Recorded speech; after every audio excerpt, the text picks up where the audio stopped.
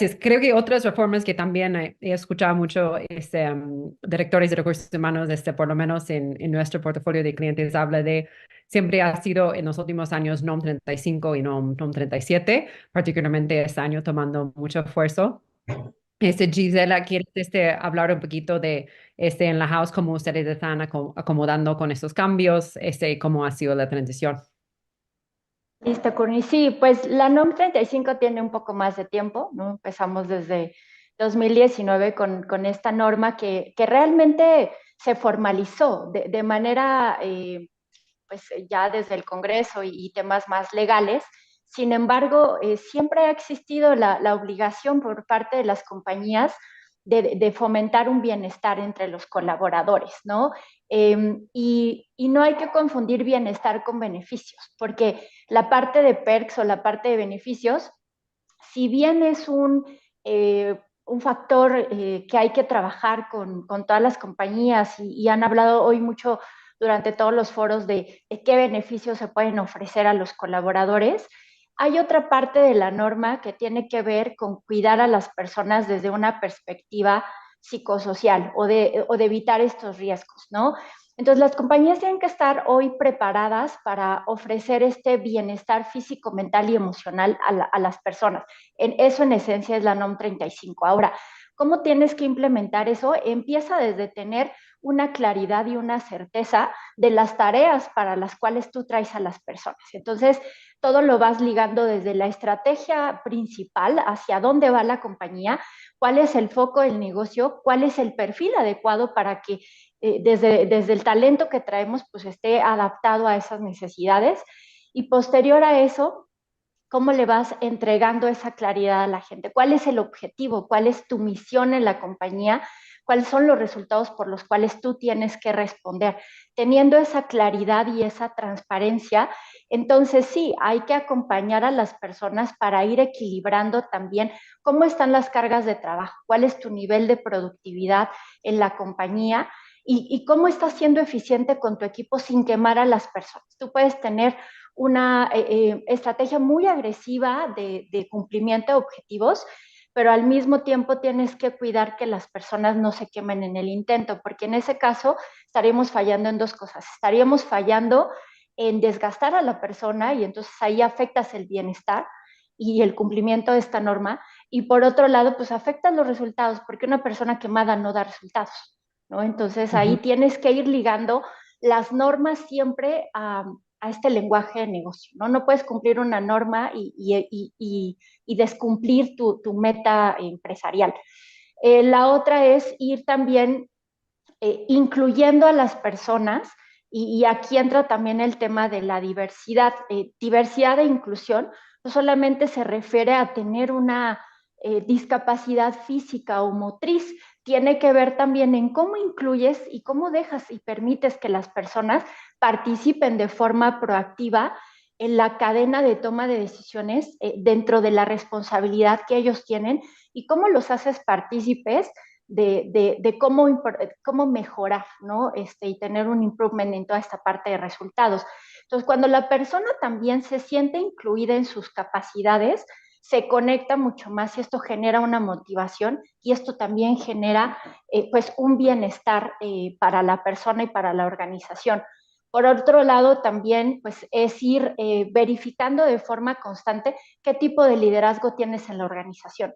Tienes un liderazgo que está generando mucho ruido en las personas por el estilo en donde de pronto puede cruzar una línea de respeto. Están preparados hoy los líderes para gestionar equipos porque hoy también la misma velocidad hace que tú digas un top performer, vente, vamos a crecerlo, mañana tiene un equipo. Eso está muy bien en términos de aprendizaje y de reto, pero también es real que hay que acompañar a estas personas a que entiendan cuál es la dinámica y la cultura de la empresa, cuáles son las expectativas que tenemos de ellos y cómo los ayudamos a que cumplan con su rol de una manera positiva. Entonces, la parte del liderazgo también tiene otros toques de tomar en cuenta cómo gestionas a tu equipo, cómo conectas con ellos, su propósito, digamos, personal con el propósito de tu área y con el propósito de la compañía.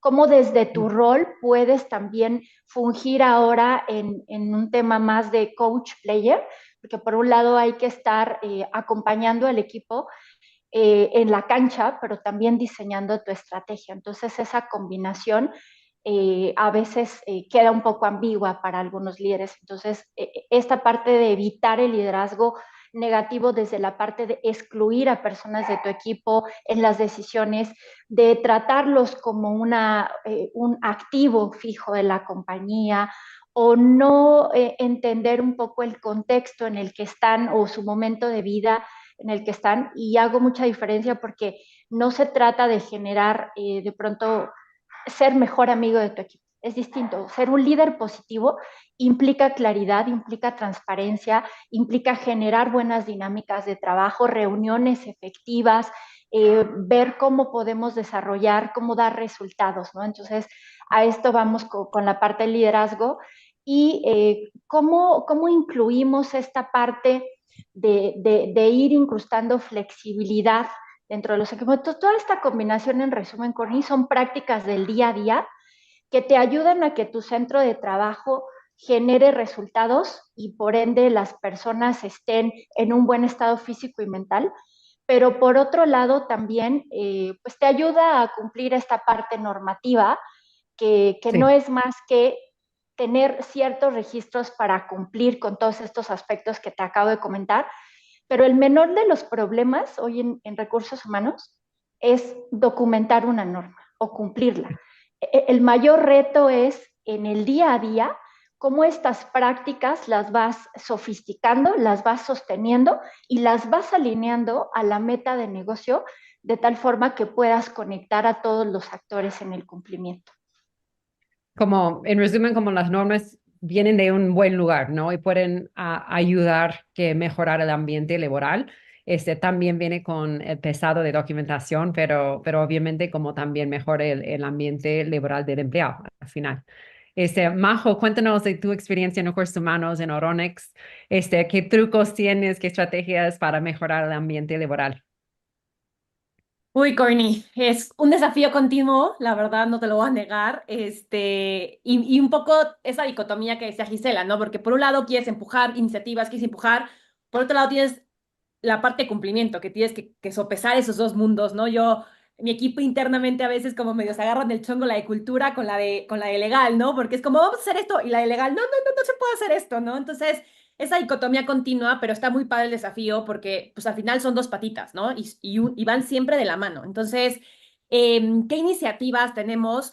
Para mí lo primero es nunca perder de vista, o sea, no pensar que hay una talla para todos, que esto es unitalla, ¿no? Porque luego como que nos escuchamos las buenas prácticas de Google, escuchamos las buenas prácticas de Microsoft y tú dices, eso lo voy a aplicar en mi empresa.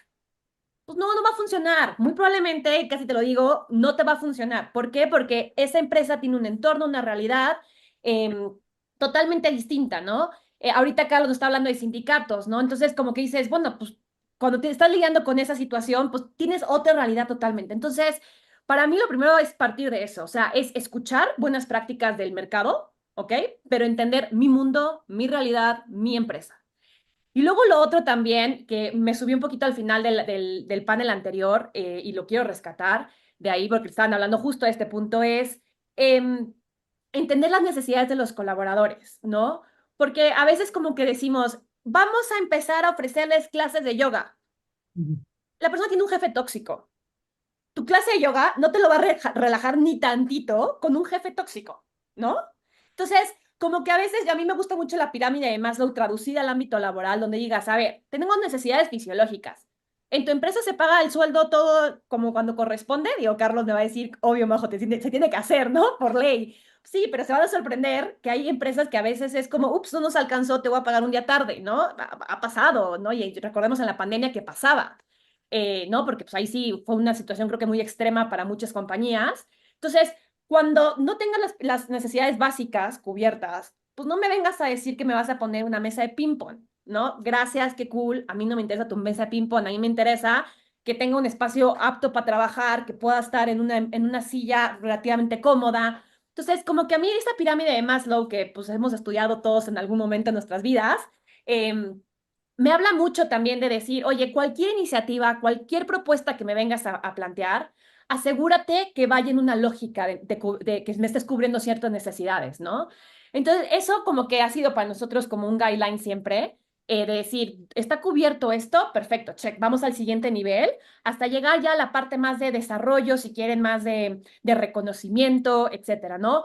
Como que muchas veces en las empresas escuchas a la gente que te diga, no, es que me quieren dar esto, pero pues no me paga o no me paga bien, ¿no? Entonces, pues una cosa no quita la otra y es un balance. Digo, también voy a ser muy sincera, aplicando, yo antes estaba en consultoría y aplicaba una encuesta de diagnóstico y hay una pregunta específica relativa al sueldo.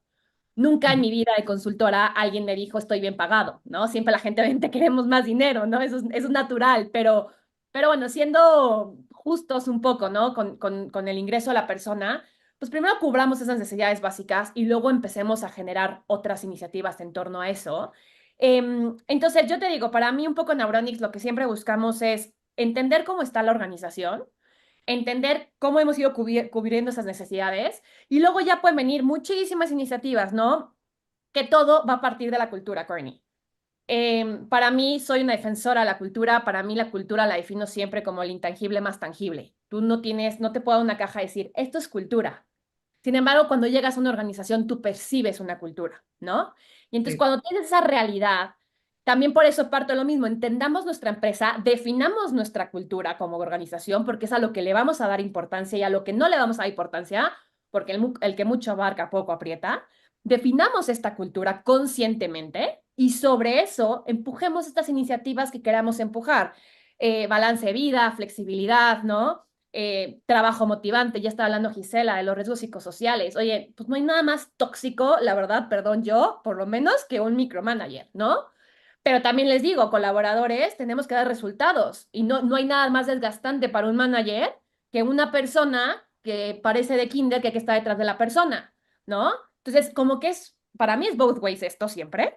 Em, pero la importancia de que tengamos un muy buen liderazgo.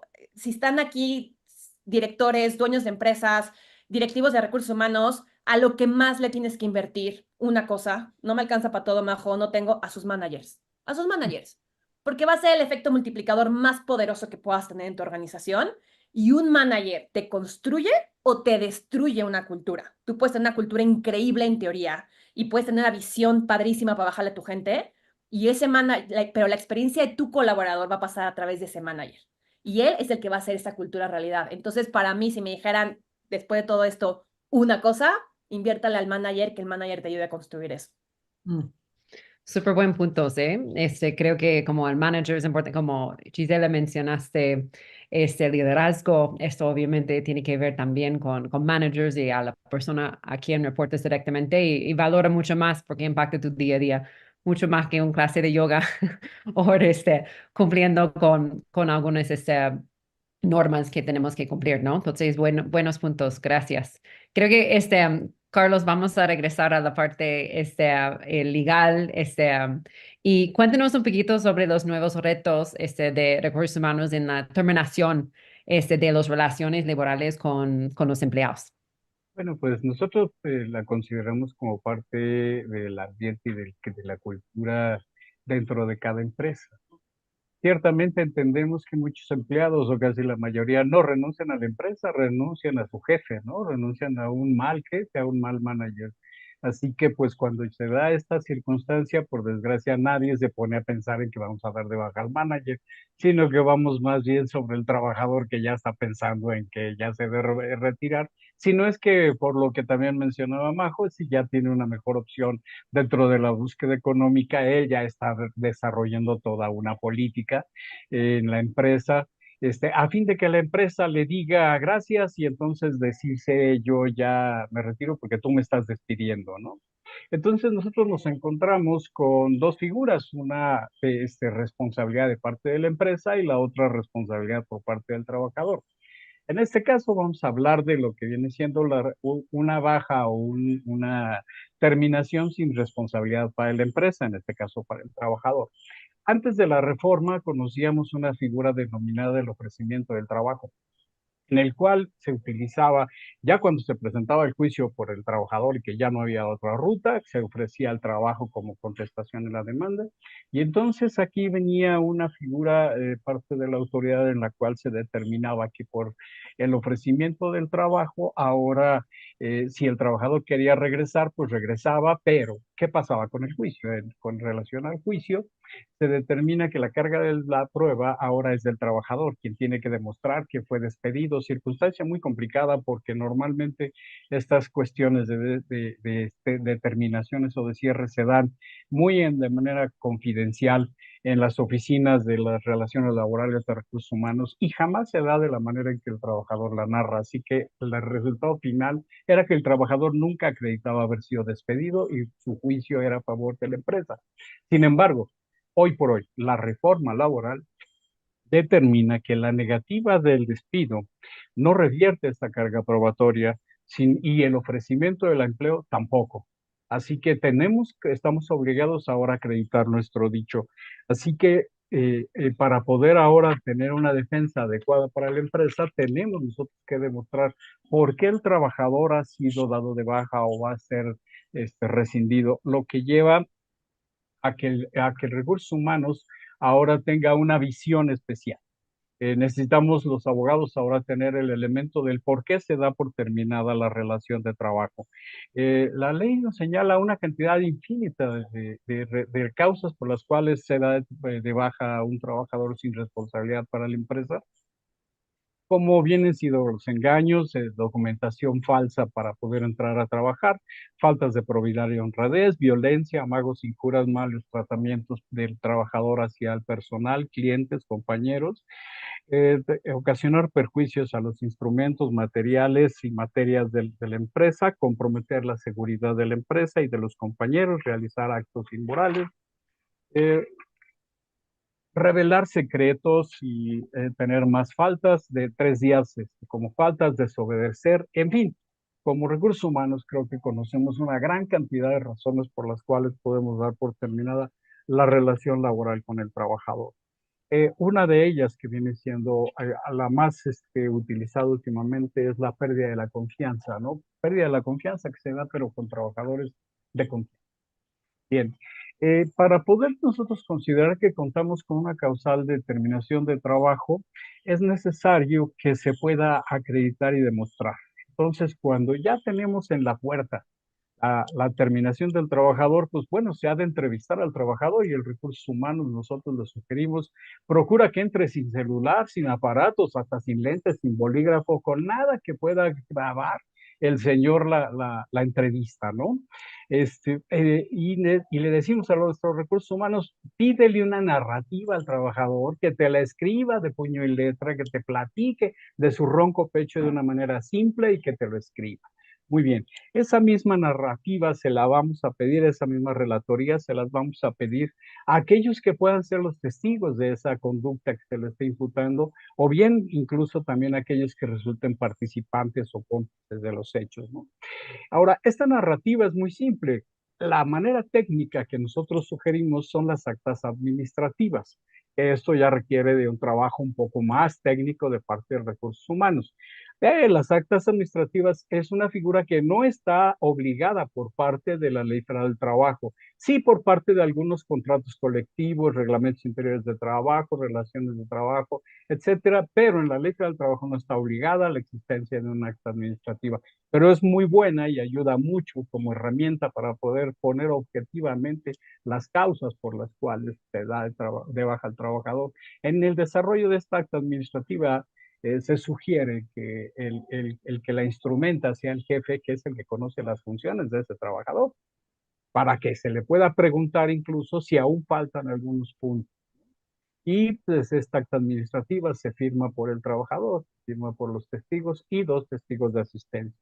Con esta acta administrativa, recursos humanos y el legal pueden determinar si procede o no una rescisión que se ha de comunicar a la Junta de Conciliación y Arbitraje, al Tribunal Laboral, dentro del término de 5 días. Así que recursos humanos tienen que moverse rápido porque solo tenemos 5 días para presentarlo, ¿no? Y para solicitarlo y no caer nosotros por la ausencia de esto, así la conducta haya sido maligna, caer en un despido.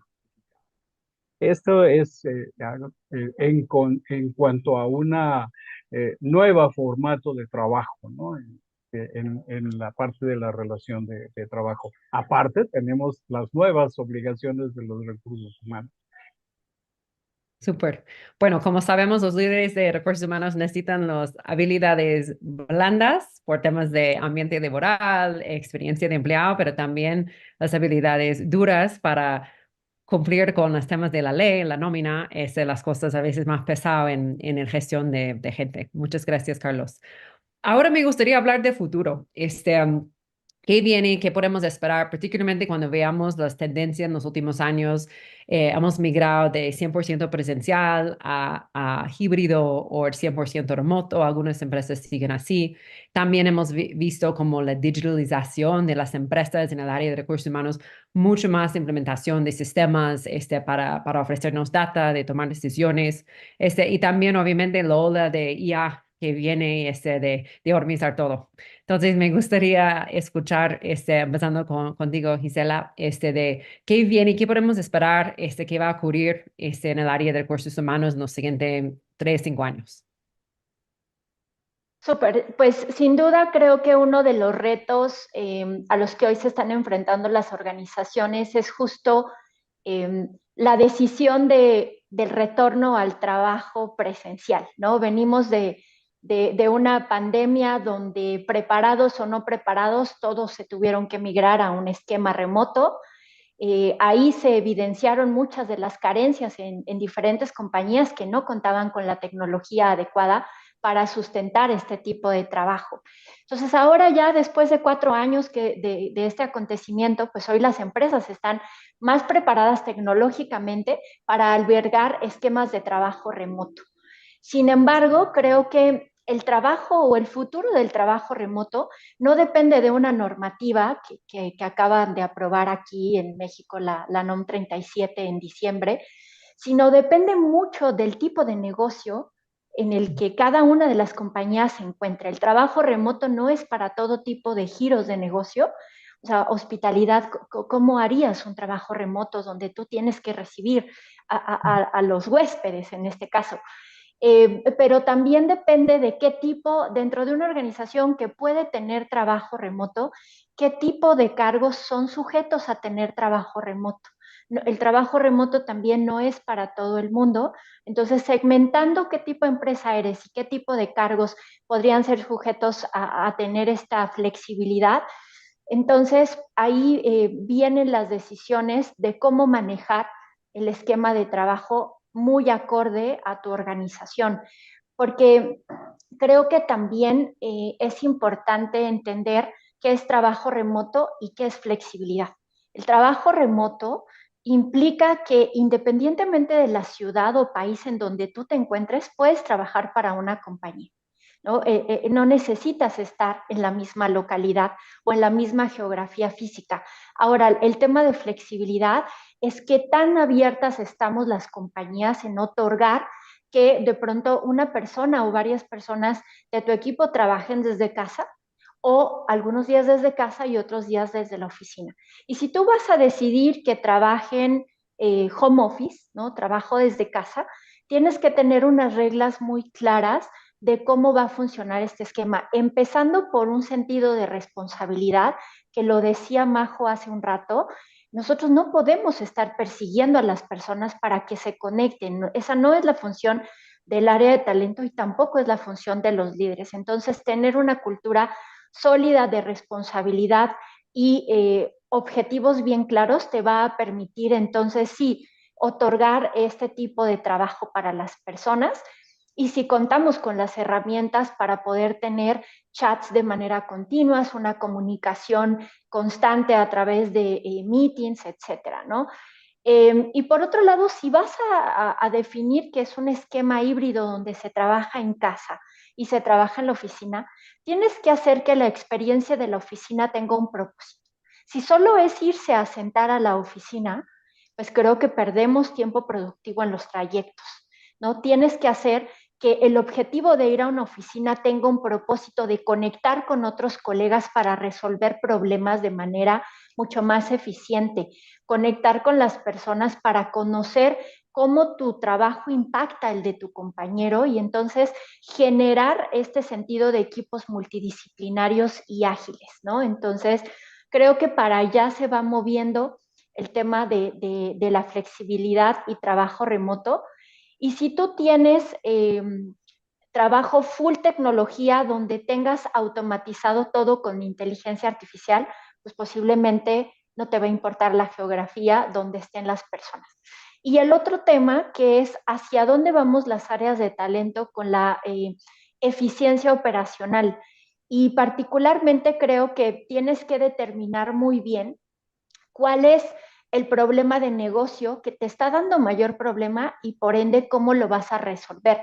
La automatización y tener el uso de la inteligencia artificial no es para todos los procesos de la organización y mucho menos lo es tampoco para todos los procesos del área de talento.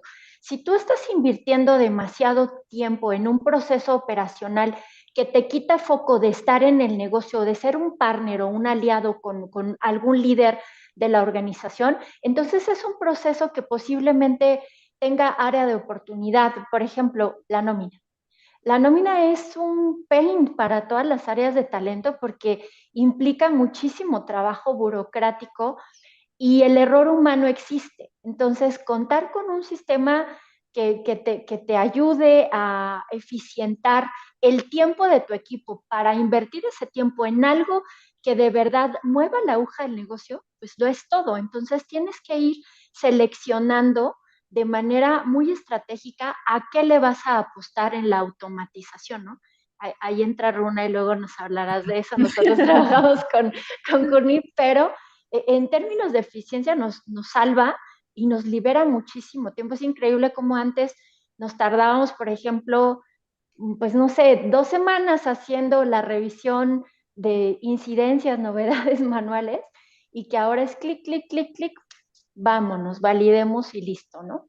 Pero esa es la idea, como creo que entre recursos humanos y digitalización, sistemas igual incluyendo IA, que esos no van a reemplazarte, ¿no? Es más, como vamos a mudar las cosas como que son más como día a día procesos, donde no necesitas mucha imaginación, no necesitas mucho de conocer la cultura de la empresa de hacerlo, a algo que puede ser organizado y eso nos va a dar mucho más tiempo en recursos humanos de innovar y realmente impactar la experiencia de empleado en una empresa, ¿no? Majo, cuéntanos, qué viene en el futuro, que obviamente Gisela mencionó algunas cosas, pero qué podemos esperar en los siguientes años. Sí, creo que Gisela como que dio muy bien el contexto, ¿no? O sea, pasamos con todos los avances de tecnología que tenemos, nos empezó a permitir el trabajo remoto que Ujú. creo que fue un poco empujado obviamente por la pandemia, muchas empresas decían no, yo no, hasta que pues, no nos quedó de otra, ¿no? Y luego, pues esta tecnología y este trabajo remoto nos pone en un mercado global, ¿no? Porque esa es la realidad hoy en día, o sea, tú contratas gente hoy en día, pues en donde esté el talento. Tiene sus complejidades, tampoco quiero ser muy idealista de decir, ah, pues sí, donde sea, ¿no? Porque creo que muchos a veces nos pudimos haber dejado ir en su minuto y ahorita estamos diciendo, no, sí está padre cualquier lugar, pero mejor unifiquemos zonas por lo menos, ¿no? Que tenga algo de coherencia la expansión. Pero también para cualquiera de los dos lados, esto trae como consecuencia una competencia global, ¿no? Tú como empresa, pues compites con un mercado global, ¿no? Para todos tus colaboradores, pero también, pues, el mercado laboral, o sea, tú cuando buscas chamba, pues también tienes muchísimo más con quién estás compitiendo para conseguir esa chamba, ¿no? Entonces, em, creo que han sido grandes desafíos que nos aceleraron muchísimo. Creo que también incluso en el marco legal, la NOM 037 vino a tratar de regular esto.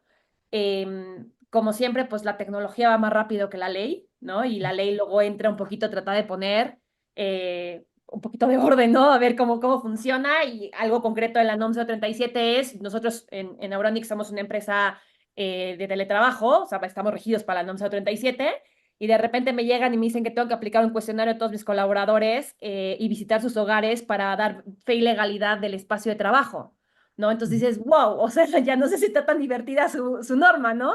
Digo, obviamente hay adaptaciones y hay maneras de cumplir con la norma, ¿no? En el marco legal, pero son desafíos que también nos meten operativamente y que es ese balance muchas veces entre las dos aristas, ¿no?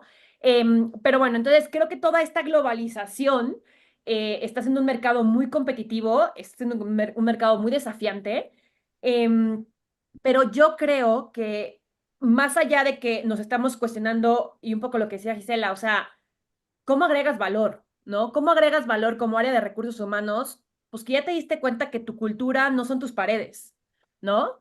Entonces, ¿cómo agregas valor cuando sabes que pues ya no son pasteles de cumpleaños? Entonces, ¿cómo agregas valor realmente, no? Y qué es lo que hace el área de recursos humanos para mover la aguja del negocio. Entonces, Ujú, para mí, Courtney, creo que sin querer ser muy simplista, ¿no? Uno es el enfoque en el employee experience. O ujú, sea, tenemos que tener, así como existe el mindset de producto que está empujando a las organizaciones en temas de software, tenemos que tener ese mindset de producto como áreas de recursos humanos, en poner al empleado al centro, entender sus necesidades y ver cómo yo le agrego valor, ¿no? ujú, A cada uno de los colaboradores.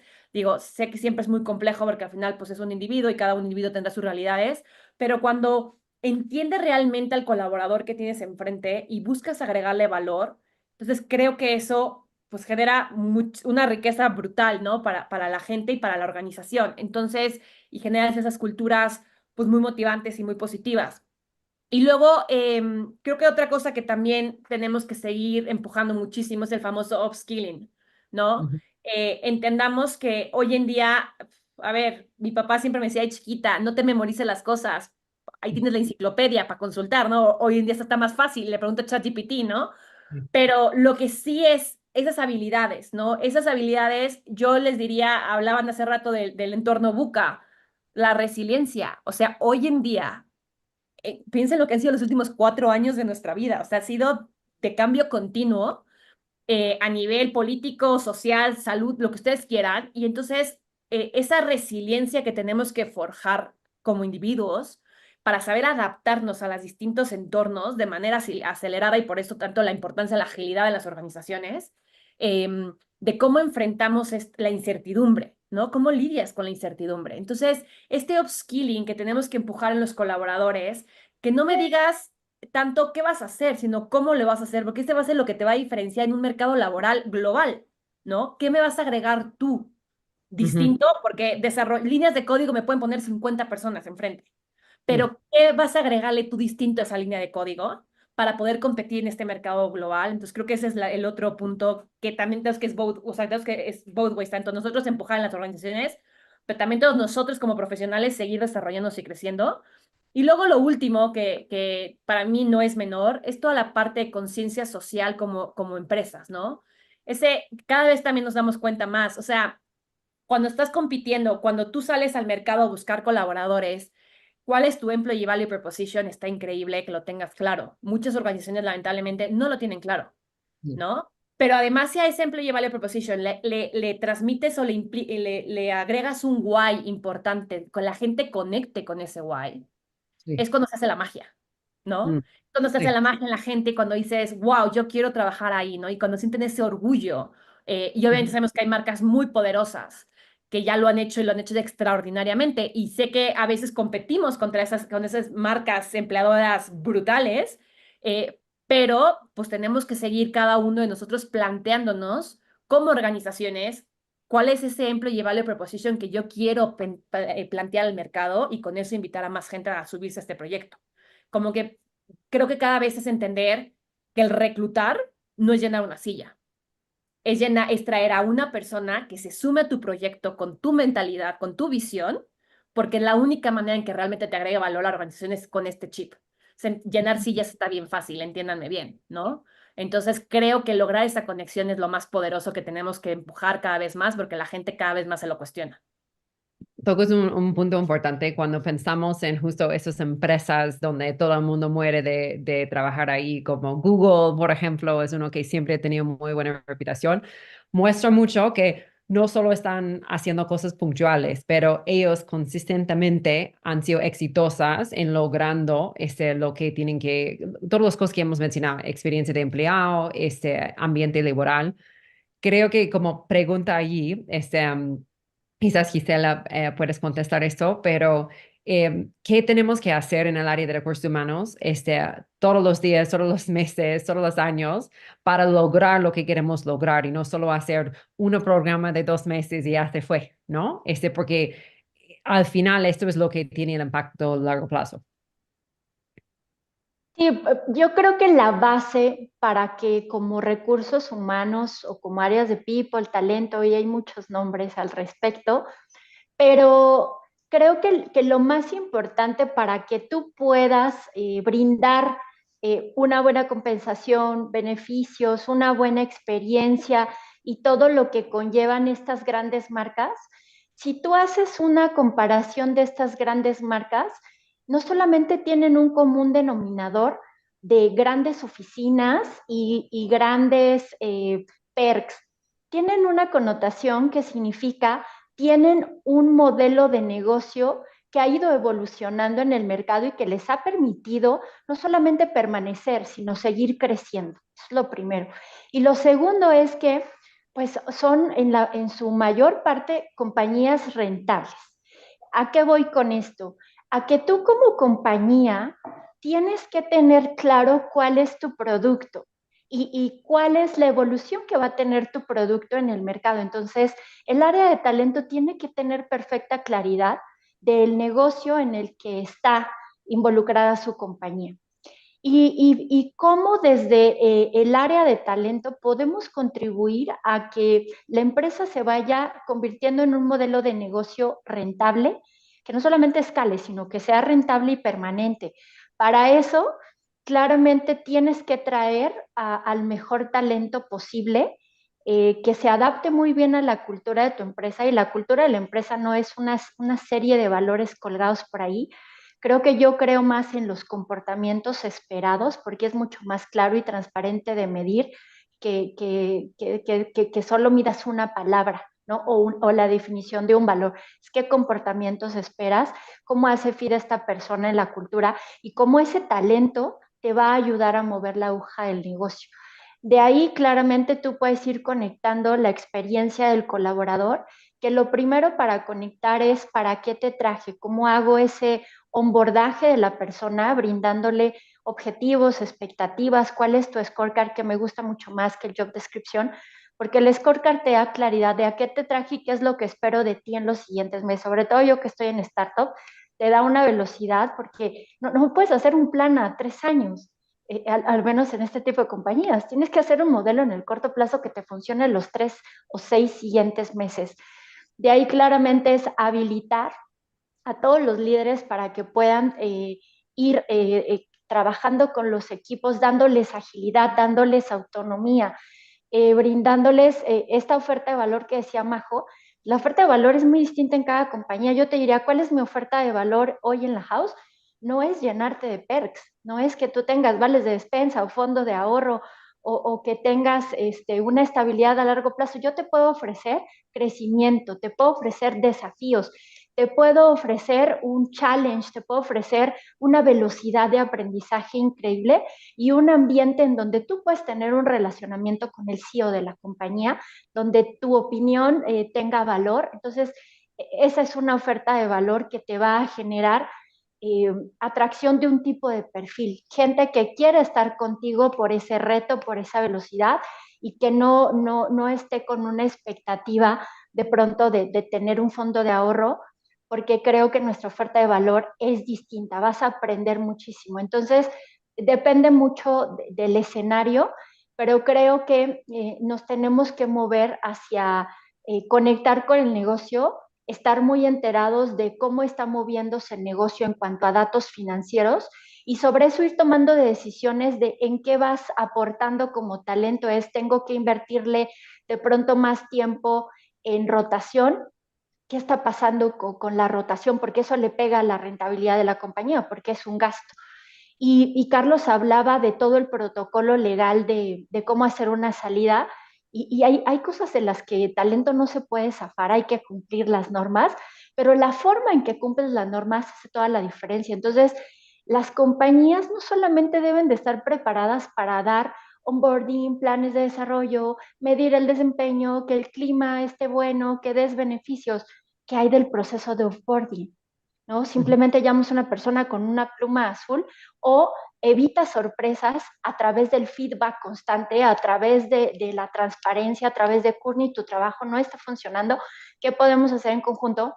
Y que el día que tengas que tomar una decisión con respecto a desvincular a un colaborador que fue parte de tu compañía, lo hagas sin sorpresas, muy claro, muy transparente, con un alto sentido humano y respeto por la persona, claro, evitando que una compañía tenga demanda, pero también evitando que tu marca y tu experiencia se dañen en el mercado por tratar a una persona como un objeto. Creo que eso es bien importante cuando hablamos de experiencia de colaborador.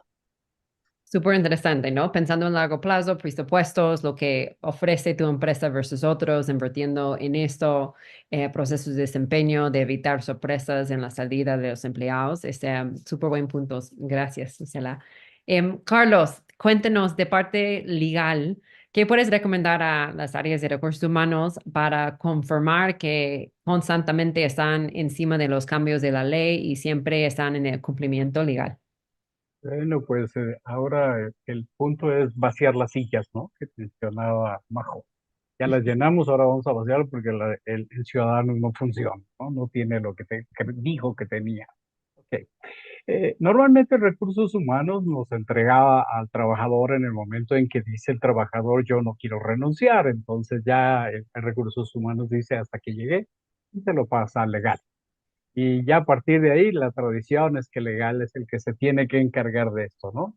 Pues actualmente encontramos una enorme actividad de parte de los recursos humanos después de este momento, ¿no? Y que antes no era tan necesaria ni se tenían que aplicar tanto.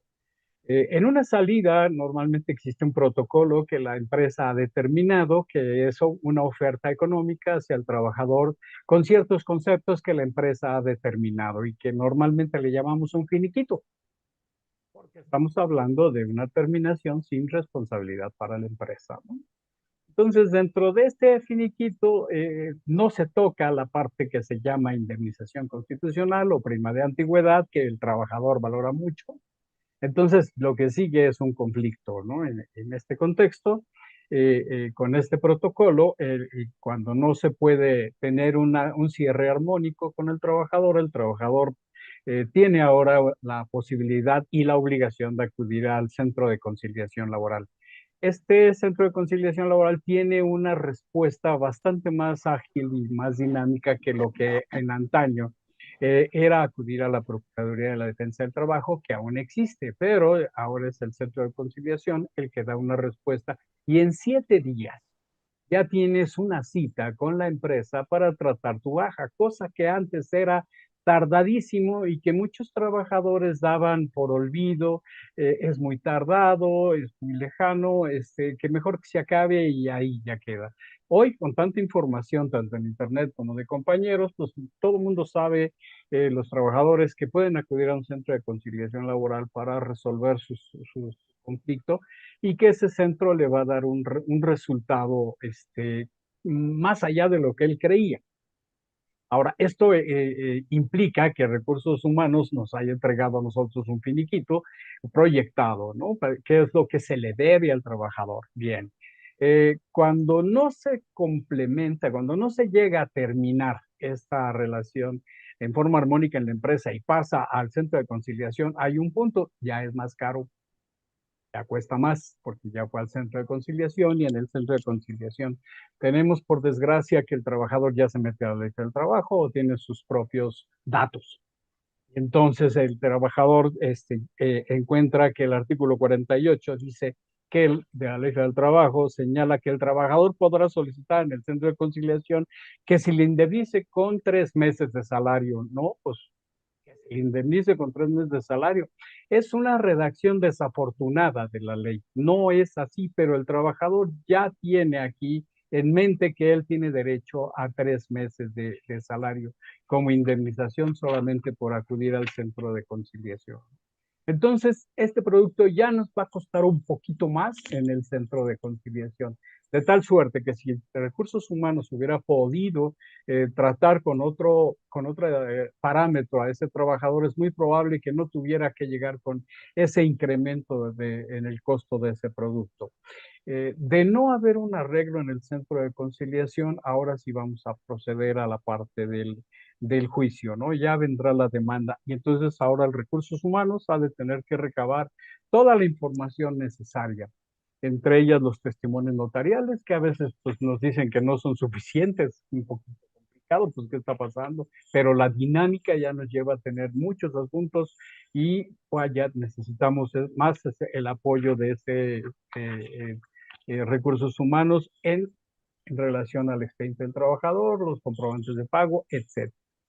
Pero la parte donde nuevamente aparece la dinámica nueva del recursos humanos es cuando vienen en el desarrollo del juicio la participación de quienes han de desahogar las pruebas confesionales.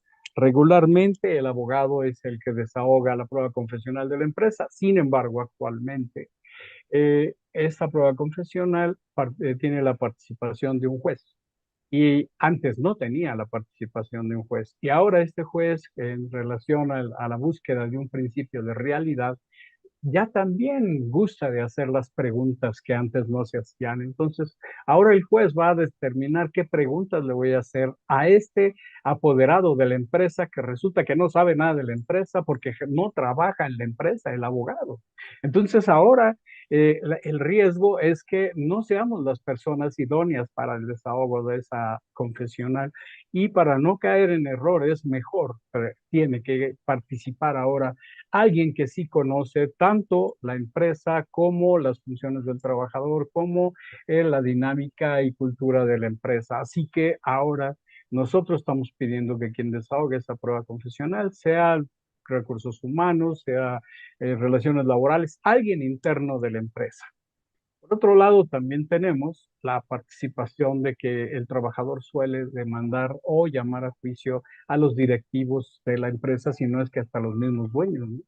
Y esto de que los dueños participen en los juicios, antes era molesto, ahora es mucho más incómodo, dado que estas nuevas preguntas del juez van a ir tendientes a buscar errores y vaya, nuestros líderes de empresa no están hechos para ir a responder un interrogatorio jurídico, un interrogatorio legal, están hechos para hacer negocio, para cumplir con las metas de la empresa.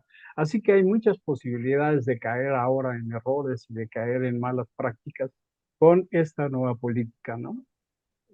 Finalmente, todo esto es para platicar que hay que buscar la manera en que recursos humanos se sensibilice de que tiene que tener protocolos un poquito más abiertos para la negociación con los trabajadores, para que esto no sea una escalada del costo, porque si se hubiera logrado desde el principio esta armonía, ahí hubiera terminado en un producto económico, porque cuando los dueños o los directivos acuden a los juicios, nadie es feliz, ¿no? Ni el abogado, ni recursos humanos, ni relaciones laborales, porque bien, vendrán las incomodidades y los reclamos al respecto por todo lo que tiene que saber y aprender y estudiar los directivos acerca de lo que viene siendo ese juicio. Son cosas novedosas. Nuestras recomendaciones que recursos humanos entre en una buena dinámica de cambiar el formato de trabajo con los trabajadores que van saliendo de la empresa.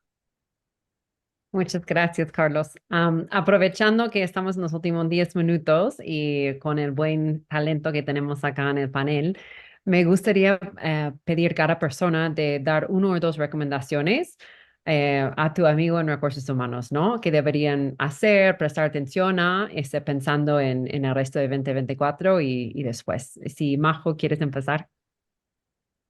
Uf, está difícil, Courtney, no te lo voy a negar. ¿Por dónde Pues empiezas, uno o dos, no? ¿no? Em, a ver, pues tal vez la primera recomendación que se me viene a la mente es eh, nunca te aísles de la realidad. O sea, tenemos que estar, o sea, si muchas cosas han evolucionado a 1000 por hora, la gestión del recurso humano es de las que más rápido han evolucionado, ¿no? En los últimos años. Y el desafío es Ujú. brutal porque nos hemos roto completamente los esquemas que teníamos. Entonces, em, muchas empresas, ya lo comentábamos antes, muchas empresas que dijimos, no, yo cuando entré a Auronix era 100% presencial, con reloj checador, llegabas y ponías tu huellita, ¿no? Para checar. Hoy en Ujú, día, les digo, tengo gente por muchos lugares, ¿no? Entonces, cosas que antes eran impensables han cambiado en un segundo y para mí, pues es todo el tiempo buscar estar actualizada, ujú. ¿no? Buscar estar actualizada obviamente hay podcasts maravillosos, newsletters, que recibo la tuya, Courtney. Eh, Aquí todo el mundo te está haciendo promoción, ¿eh? Por cierto. Exacto, sí, ¿no? Muy bien. Exactamente, libros, ¿no? O sea, como que buscar estar actualizado, no perder contacto con esta realidad. Y lo otro que les decía antes es, escuchen a la gente, que no seamos la típica empresa de recursos inhumanos, bueno, el equipo de recursos inhumanos famoso, ¿no? Ujú, Que vivimos en nuestra oficinita y ya nada más la gente nos tiene miedo por la pluma azul famosa, ¿no? No, no, o sea, y lo digo en sátira, pero no puede ser eso la visión que tengan los colaboradores. Y atrévanse a preguntarle a la gente, oye, ¿tú qué piensas del equipo de recursos humanos?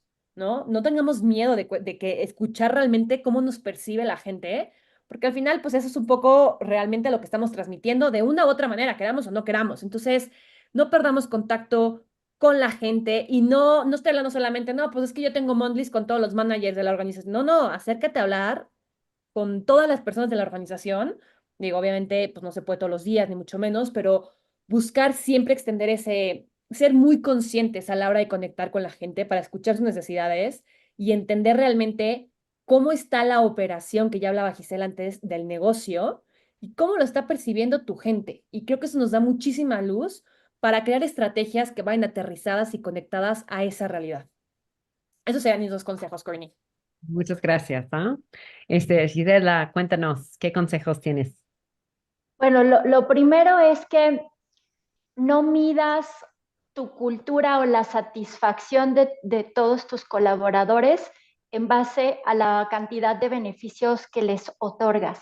La parte de beneficios es un indicador que te permite entender un poco las necesidades de tu equipo y cómo puedes tú como empresa contribuir o qué beneficios les puedes dar, pero el que alguien esté satisfecho con su seguro de gastos médicos mayores no significa que esté realmente satisfecho en la compañía.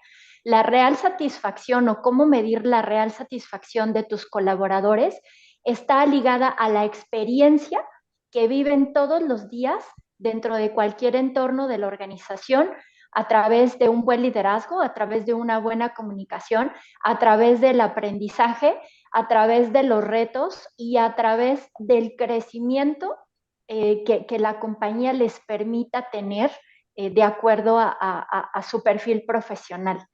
Entonces, es engañoso medir la parte de perks contra la satisfacción real de un colaborador.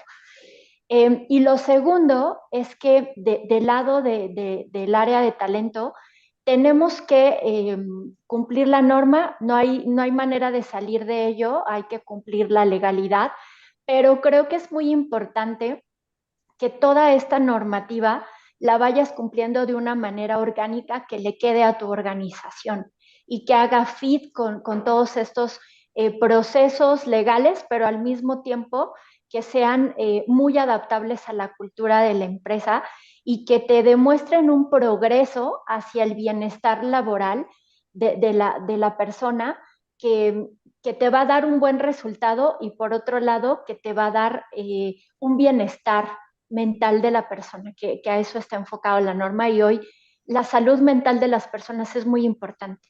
No es un tema menor al que tú le tengas que poner atención porque hoy una persona ansiosa, una persona con depresión, una persona con demasiado estrés, eh, pues puede colapsar en cualquier momento y no solamente hablando de la productividad de la empresa, sino el bienestar de la persona va a conectar genuinamente también con generar una mayor satisfacción y un compromiso dentro de todas las organizaciones. Súper, muchas gracias. Con los últimos 3 minutos, Carlos, ¿qué consejos tienes para nosotros? Gracias. Un poquito de definir y revisar el costo-beneficio y que recursos humanos revise sus protocolos con sus jefes, con sus superiores, con los dueños de las empresas, en relación a la manera en que hay que tratarlas en la terminación y la salida de los trabajadores, porque puede ser más económico darle una atención un poco más humanizada al trabajador, ¿no? No nada más la cosificación del que ya se va y que ya huele feo. No, no, no. Hay muchas cosas que no cuestan, como hacerle caso y apoyarlo en su salida, ofertarle el conocimiento de otras empresas que pueden requerir sus servicios, etcétera. Darle una palmadita a veces, un reconocimiento de lo que ha sido su labor. Y no todo una hostilidad al respecto. Esto no nada más es para hacerlo sentir bien, es también un costo-beneficio para nuestra empresa. Bueno, muchas gracias. Creo que hemos cubierto muchos temas hoy en día, desde empezando con los cambios laborales, cómo tu organización puede estar encima de ellos, cuáles son. Este, desde ahí hemos también hablado de qué viene en el futuro. Seguimos en el mundo híbrido, menos presencial, por lo menos. La evolución de IA, que podemos esperar de ello, y la digitalización del área de recursos humanos, junto con otras áreas de la organización. Y los buenos consejos que tenemos para seguir cumpliendo con lo que necesitamos hacer en la parte legal, pero también evolucionando y mejorando esta experiencia de empleado en tus empresas. Entonces, muchas gracias a cada panelista para sus consejos, sus contribuciones hoy en día.